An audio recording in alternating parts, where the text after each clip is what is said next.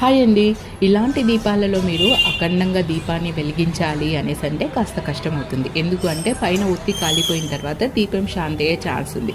So అలా దీపం శాంతి అవ్వకోకుండా బత్తీలకి పుల్లలు ఉంటాయి కదా, సో దాని సహాయంతో ఒత్తిని పైకి అనాలి అనేసి ట్రై చేస్తాం. సో అలాంటి సందర్భంలో ఒక్కొక్కసారి దీపం శాంతి అయ్యే ఛాన్స్ ఉంది. అలా కాకోకుండా నేను ఒక ట్రిక్ని పాటిస్తాను, దాన్ని మీకు షేర్ చేస్తాను. మీకు నచ్చితే తప్పకుండా ట్రై చేయండి. నేనేం చేస్తున్నాను అంటే ఒక సూదిని తీసుకున్నాను, యాక్చువల్లీ కడ్డీని తీసుకున్నాను, అది ఎక్కడో మిస్ అయింది. ఇంకా దాని ప్లేస్లో సూదిని తీసుకున్నాను అనమాట. ఆ సూదిని రెండు వైపులా ఇలా ఉంచుకున్నా వి షేప్లో. సో ఇలా ఎందుకు ఉంచుకున్నాను అంటే పైన ఉండేది మనం సూదిని పట్టుకోవడానికి గ్రిప్, అండ్ కింద ఉండేది ఒత్తిని తోయడానికి అనమాట. సో దీన్ని నేను ఎలా యూజ్ చేస్తాను అంటే కింద నుంచి ఆ సూదిని అంటే ఆ వంచిన సూదిని పెట్టి ఒత్తిని పైకి తోస్తానమాట. సో ఇలా నిదానంగా తోస్తే ఒత్తి బయటకు వస్తుంది. ఇంకొక ముఖ్యమైన విషయం ఏమంటే దీపాన్ని మనం ఇంకో చేతితో పట్టుకోవాలి, అంటే ఎడమ చేతితో పట్టుకొని కుడి చేతితో మనం సూది సహాయంతో ఒత్తిని బయటికి తోయాలన్నమాట. సో అలా తోస్తే ఒత్తి బయటికి వస్తుంది, దీపం శాంతి కూడా అవ్వదు.